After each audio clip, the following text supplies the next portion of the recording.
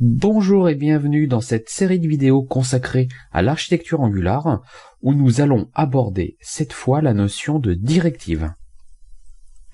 Alors nous allons commencer par faire une introduction à la notion de directive, et nous allons voir les deux types de directives proposées par Angular, à savoir les directives structurelles et les directives de type attribute. Alors il faut bien comprendre que les directives s'utilisent dans les templates.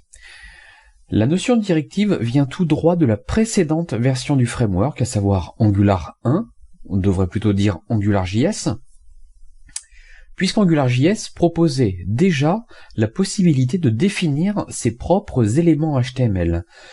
Par élément, on entend bien sûr les balises HTML, les attributs HTML, mais aussi les classes et les commentaires.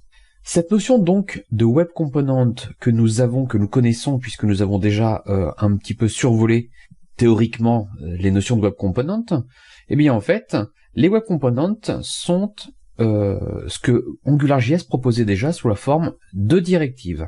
D'ailleurs, les components sont des directives, ça vient, comme je vous le disais, d'AngularJS, mais sont considérés comme des éléments à part entière. C'est-à-dire que du point de vue d'Angular, et je parle bien d'Angular 2, les directives vont être de type attribute ou des directives, des éléments pour changer la structure de l'arbre DOM, et les web components sont en fait une catégorie à part entière, puisque c'est elle qui contient en fait la substantifique moelle de votre application, les différents composants qui vont être placés dans votre page.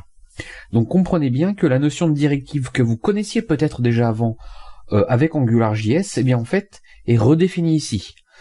La notion de directive avec AngularJS était la totalité des choses qu'on trouve dans une page HTML, element, attribute, commentaire et classe, alors que maintenant avec Angular 2, ce n'est plus que deux catégories, manipuler la structure de l'arbre DOM ou alors utiliser pour définir certains attributs, mais ça ne définit plus la notion de tag HTML. Ça s'appelle maintenant des web components et c'est vraiment une partie à part entière. Et comme vous l'avez compris maintenant, les directives sont utilisées pour structurer nos templates et éventuellement changer le comportement de certains éléments HTML. Alors, quels sont les deux types de directives? Les directives structurelles et les directives de type attribute. Les directives structurelles, on en voit un exemple ici, je pense que l'exemple est assez éloquent, c'est-à-dire qu'on voit bien quand on voit quelque chose avec un for, et juste après, je parle de heroes ici, ça ressemble quand même à un tableau, et bien en fait on voit bien que ce ling for eli va itérer et va créer comme ça une boucle sur le tableau heroes. C'est une boucle for each. Voilà, il faut le voir comme ça, c'est une boucle for each, et la variable hero sera initialisée avec chaque élément du tableau heroes, et bien sûr l'élément eli lui va se multiplier autant de fois que nécessaire. C'est bien ça que nous appelons une directive structurelle. C'est donc une directive qui va changer la structure de l'arbre DOM. Bien sûr, on peut aussi utiliser, il y a d'autres sortes de directives. Dans l'exemple qui suit, vous avez le ngIf. Et en fait, je pense que ça se comprend assez aisément. Le ngIf va tester s'il y a un héros sélectionné, et dans ce cas, fonctionnera uniquement s'il y a bien un selected hero, si selected hero est CT. Et dans ce cas-là, bien sûr, ça fera apparaître ou pas le contenu du template du component HeroDetail. Vous l'avez compris donc, les directives structurelles permettent de modifier le layout en manipulant les éléments du DOM.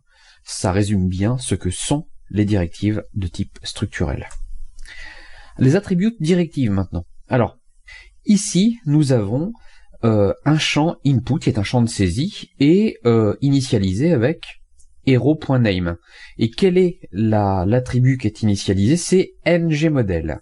On voit bien là que ngModel, c'est en fait une propriété input.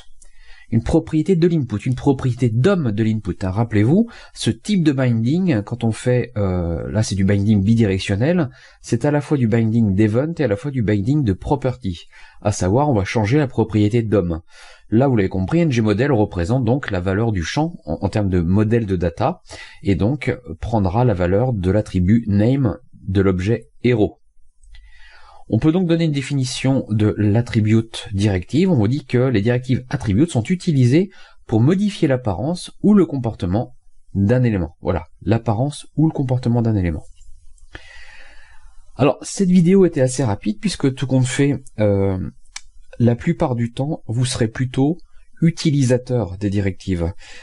Autant dans AngularJS, on passait beaucoup de temps sur les directives justement parce que on pouvait développer ces éléments HTML. Mais maintenant, comme la notion de directive a été un petit peu recentrée sur structure et attribute, bah, tout compte fait, on en développe moins. On est moins développeur maintenant de directives qu'en AngularJS, puisque évidemment, dans Angular 2, ce sont surtout les web components qui prennent le pas.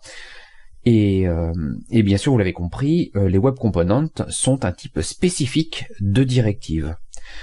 Donc, comme je vous le disais, maintenant, avec Angular 2, alors, Angular, donc, vous serez surtout utilisateur de directives et moins développeur de directives. Et bien sûr, dans cette formation, on aura l'occasion d'en utiliser une certaine quantité.